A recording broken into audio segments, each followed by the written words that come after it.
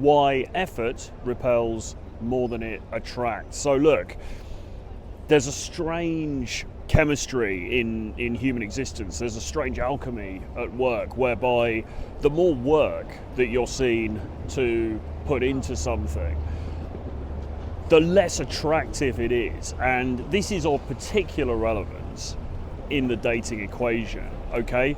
And it comes down to something as simple as, what do you want to do on a date? Okay? And guys always have this question, right? Guys are always banging on about, okay, I've got this date coming up, what am I going to do? Well, I'm thinking about going rollerblading and baking at the same time, right? We're going to do a rollerblading baking class, or right, we're going to go and learn yodeling together, or I was thinking about doing a medieval tapestry class with her, or some nonsense like this.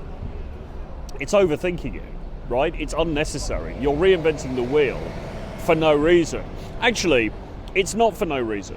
You're reinventing the wheel because you think that you're not good enough just to sit down with her and have a drink, okay? What should you do on 99% of the dates that you go on? You should just sit down and have a drink like a normal human being, you know? Like people have been doing for centuries, okay? Why complicate matters? Why overthink it? Why make it more difficult than it needs to be? You're putting in effort, and that doesn't necessarily attract. It ultimately repels. Because why are you coming up with these elaborate ideas for dates? Well, it's because, like I said, you don't think on some level that you are enough, okay? You don't think you're good enough to just sit down across from her, have a conversation, two human beings together, right? Getting to know one another. You don't think you're interesting enough for that. Really, that's what it comes down to, isn't it? So you think, I'm gonna make this elaborate date suggestion. I'm gonna plan this super complicated, extravagant, intricate date because that's gonna be interesting, okay? That's gonna hold her attention. And by proxy, the date being interesting, you know, the external aspects of that date being interesting, that's going to make me more interesting, and therefore she's going to be more attracted to me as a result. It's scaffolding. It's scaffolding around a crumbling building, okay? And the problem with this strategy is that on some level, she's going to be aware of what you're doing, okay? She's not stupid. She's going to intuit on some level that the reason that you put together this complicated plan of itinerary, this complicated date extravaganza, is because you believe that you're not good enough on your own, okay? Now, what is the quote-unquote bad boy gonna do? Well, to be honest, she's gonna be lucky if he even takes her for a drink. But probably he's gonna do that, right? Or he's going to say, come over to mine and bring a couple of cans with you, a couple of tins with you or whatever. But let's say they end up going for a drink, okay? Now that might seem like a bare minimum date, and in many ways it is. But what else do you need? You know? It's like the desire to overly decorate a home, okay? Some people really like minimalism. All right, some people like white walls, plain furniture, not a huge amount going on, okay? But the furniture is of a really high quality, all right? So it's minimalist, but it's not that it's not luxurious, it's just that it's not overstated, all right? Other people, including the current incumbent of the White House, like to go maximalist, okay? Gold everywhere, gold on the walls, gold on the cornicing, all of that stuff, you know? And yeah, that can be cool, but it is overcompensating a little bit. All right, it is overcompensating a little bit because you don't actually need all of that stuff. And in the worst cases, it veers into what we call kitsch. It veers into the tacky. It veers into the performative. Because again, everybody knows that actually, you know, a sitting room okay, a den, or whatever you call it, as long as you've got a comfortable sofa, all right, as long as you've got a comfortable chair, a table, all right, a television, or whatever else you've got, you don't need a lot more than that. It doesn't need to be ostentatious. It doesn't need to be over the top. It doesn't need to be covered in gold. And those things, when you do those things, it tends to be to try to make the fundamental thing more exciting. Okay? So the fundamental thing is there's a chair. And then you cover it in gold.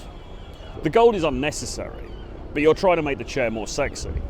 All right? And that's what you're trying to do with the date. Now, the date example is just an example of this, but in all aspects of the way you interact with the women that you meet.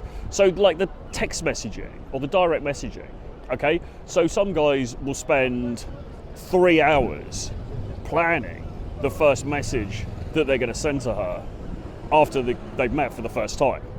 So they're tinkering with sentences, or they're using ChatGPT, and they're using callback humor, and they're referring to some element of her, the way she was dressed, the shoes she was wearing, the coat she was wearing, and they're coming back with something, it's Little Red Riding Hood who picks blueberries in the forest in Whole Foods. It was so wonderful meeting another person interested in anthropology, or whatever. And they send this whole paragraph as the first text to say hello. The minimalist is not going to do any of that. The minimalist is going to send one message saying, hey, it's Troy, great meeting you. Or not even great meeting you, just hey, it's Troy. And leave it. Because that's really all you need. Because if she's interested, she's going to respond to that, okay? If she's interested, you could send just an emoji. You could send just a sticker. And she's going to respond because now she's got your number. She's interested because the interaction itself did the hard work. Because remember, the texting, there are ways you can mess it up, but you're not really creating attraction through a series of WhatsApp messages, okay? At best, you're stoking the fires, let's say. So the minimalist is just going to send something very simple, very short, and let the chips fall where they may. Now, she may well bite on that. If she's interested, she will. If she doesn't, guess what? She probably wasn't that interested anyway. So your carefully crafted maximalist paragraph, talking about her coat or the Disney character that she looks most like or whatever it is all wasted. And here's the crucial thing. It's also misjudged because it's too much investment in somebody that hasn't yet made any investment in you. Now, there's nothing wrong with investing in somebody further down the line, okay? So, for sure, you're dating somebody and you guys are going out and it's been going on, a couple of weeks, whatever, and she's cool, or you're still getting to know her, really, but, she's cool, she's been responding to you in the right way, you guys are getting on well, there's banter, it's going good, okay? With somebody like that, of course, it's absolutely fine to indulge them a bit more, right? That you can make more investment at that point, for sure. In fact, you should. It would be remiss if you didn't, okay? But when it's somebody that you've only just met, and really all you're doing is saying hi, okay? The first message that you send is always going to be a test to see whether she responds or not, ultimately. That's what it comes down to. And if she does, she does. If she doesn't, she doesn't. It's not the end of the world, And so when you very obviously labor over that message, you make all this effort in that message, again, what's it subcommunicating? What does she get to understand from that? Well, what she can see, whether she intuits this consciously or subconsciously, what she can see from that is that you put a lot of effort in, right? So therefore this is very important to you. Well, why should she be very important to you? if you guys only just met, because you don't know her, okay? You don't know her from Adam, all right? She might be a serial killer. Probably not, but she might be, okay? You don't know. You don't know if she's a good person, you don't know if she's a bad person, you don't know anything about her, really, other than the fact that probably you thought she was attractive and, you know, you had a chat for 3 minutes or whatever it was, okay? And now you're trying to use callback humor, like you've actually bothered to remember the minutiae of these details to construct a message that appeals to callback humor in order to try to impress her, in order to try to make her smile. Like, why are you putting so much effort in? This is coming now from her mindset. Why are you putting so much effort in to somebody that you don't even know? I mean, yeah, further down the line, that's fine, okay? It's fine. It's right to invest in somebody who has also invested in you. But if you do it prematurely, it looks weak, and it's going to tend to repel rather than attract, okay? So we've got dates, we've got text messages, what else? There are, you know, in all aspects of relationship building, there are areas where, quite frankly, less is more, okay? Quite frankly, less is more. It's better to do less, all right? And it's not about being some uncaring, boorish buffoon, okay? It's not about being some crude Neanderthal, unpleasant guy, okay? It's not about that at all.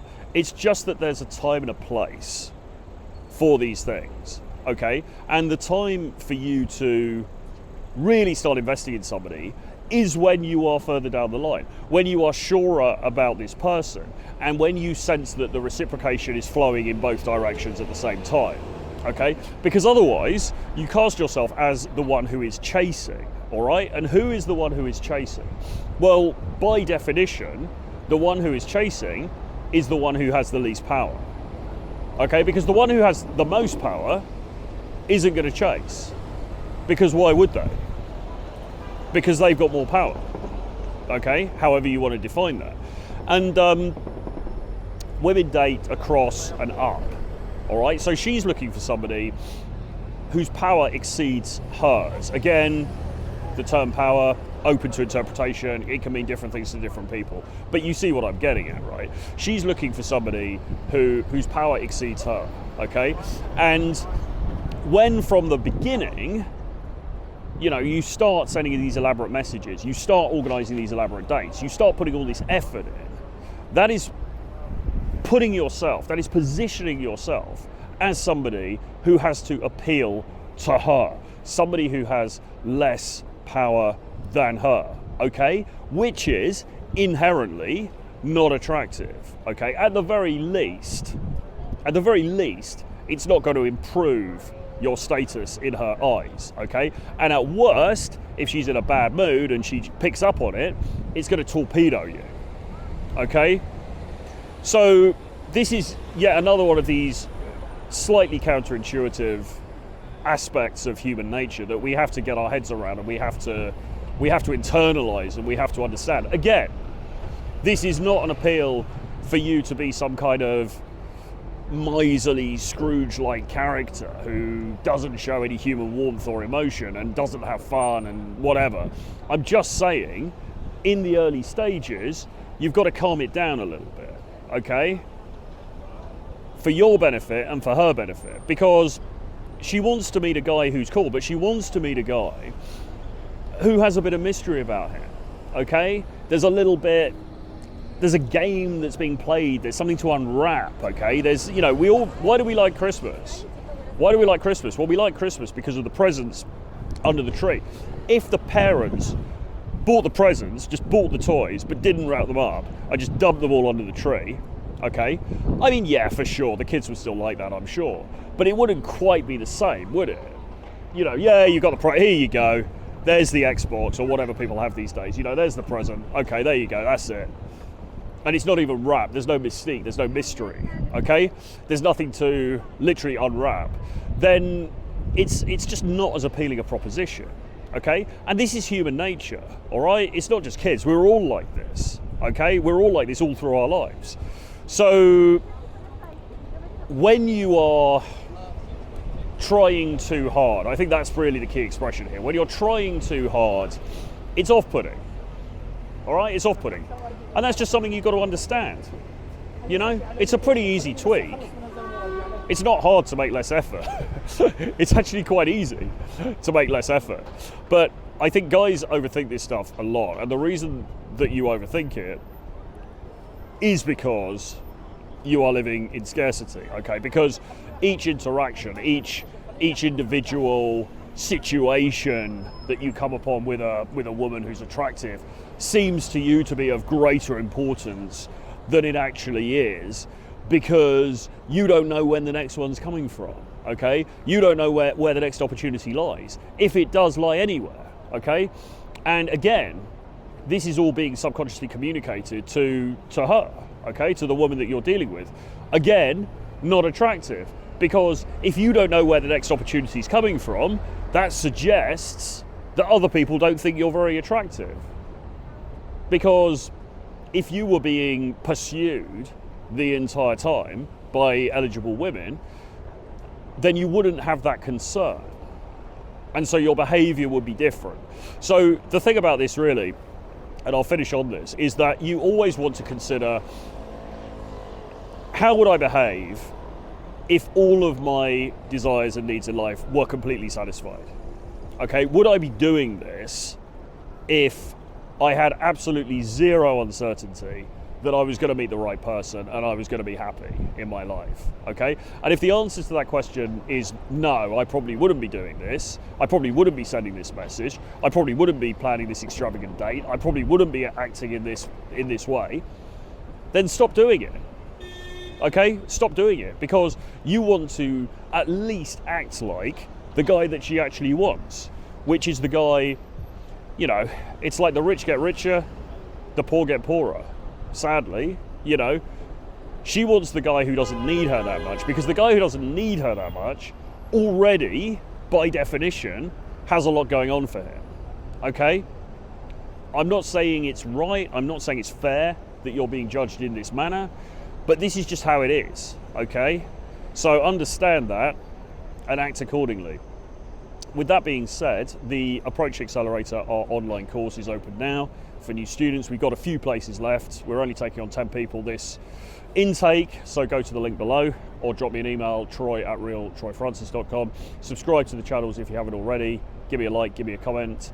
And the other thing to mention, Rio Carnival, we're going to be there 13th to the 21st of February. If you're interested in that, drop me a message. Again, troy@realtroyfrancis.com.